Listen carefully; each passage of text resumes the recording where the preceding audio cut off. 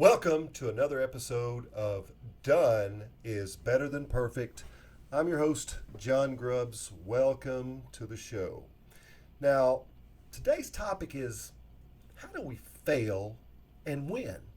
How do we embrace failure to get to the win that's on the other side? Well, WTF. WTF. You know what this means, right? World Taekwondo Federation. That's not what you thought.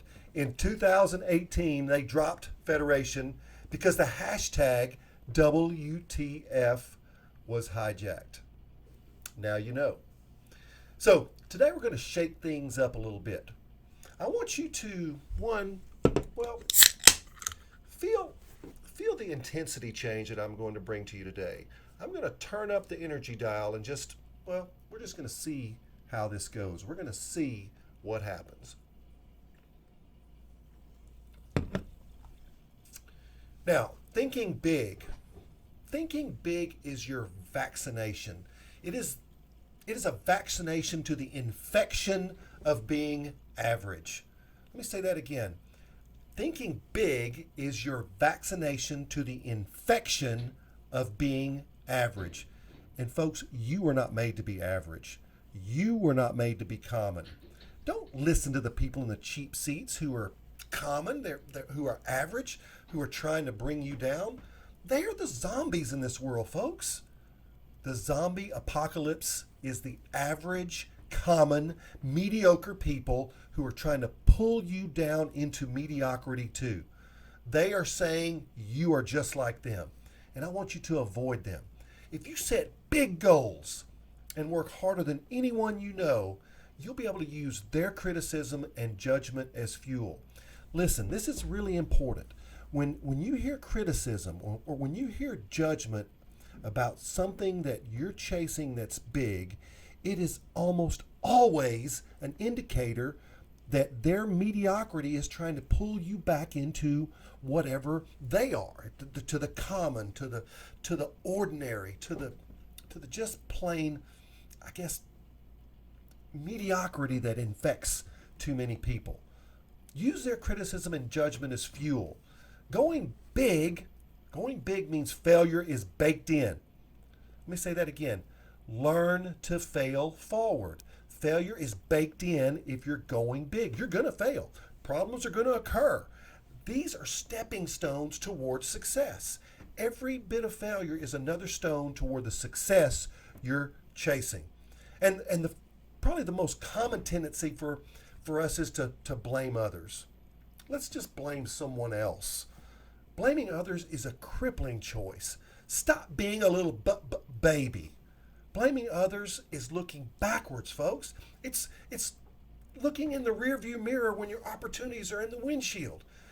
Everyone feels the guilt and shame of failure, and it's 10 times easier to blame others than own our present reality. And where we are in life is caused by the decisions we made, by the actions of our past. And each decision, large and small, creates our current reality. We can blame others by not owning our decisions. We can blame others, and it won't help us one little bit. Blame becomes the excuse, and we get stuck. Freedom from blame is the most powerful reality in life. The ability to look forward and not be corrupted by our past is powerful. It is uplifting. It creates freedom that we've never had before. Look forward. And when we fail, we get liberated by the choices that we make for the future. The choice to change is our gift. It's a precious gift. And as long as there's breath in our body and thoughts in our brain, we are capable of changing what comes next in life. Your last breath is not nearly as important as the next breath you take. Soak on that a minute. When we fail, we learn, we grow, we gain new understanding, new perspectives on life, on love, on business, on relationships. All of these are born out of failure. And History can and will love our failure. Don't you appreciate the past failures you've had now? It could be past relationships, it could be past jobs, it could be past projects. After the wake of failure is gone, it feels much better because we've grown. We didn't enjoy it at the time, and it will typically make you until it breaks you. But when you fail, something strange happens. You begin to redefine your priorities in life. You reorder the things that matter most to you. And you start to look inwards, forcing an inventory of your hopes and dreams. Let me say that again. When you look inward, you force an inventory of your hopes and dreams. And that leads you to realize the things that matter most to you. Overcoming failure is something that, look, I'm not saying it's easy, but when we redefine our priorities, it's a crucial step to becoming better because of failure. We shuffle things around to make room for what's important in our lives. And if success is as important to you as I think, then you will make these necessary adjustments. So, embracing failure is hard, and I know it sucks.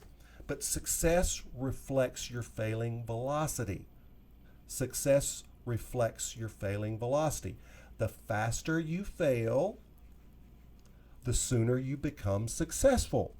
Thomas Edison did not fail 10,000 ways to make a light bulb. He learned 10,000 ways not to make a light bulb. Failure is your tuition. You paid for it. Failure makes you revise your approach. Failure makes you clarify the people in your life that matter the most.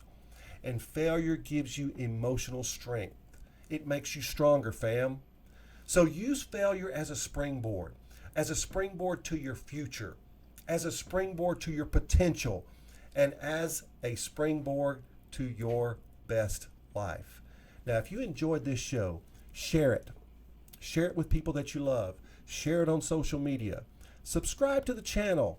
You're going to get more energy in 2020. We're going big, folks. We're going to change the world. We're going to change the world one video at a time. Now, I hope that you, one, got something from this show, but two, I hope that you have a completely different outlook on failure. Failure is your friend. Failure is your fuel. Failure is your future. I'll see you next time.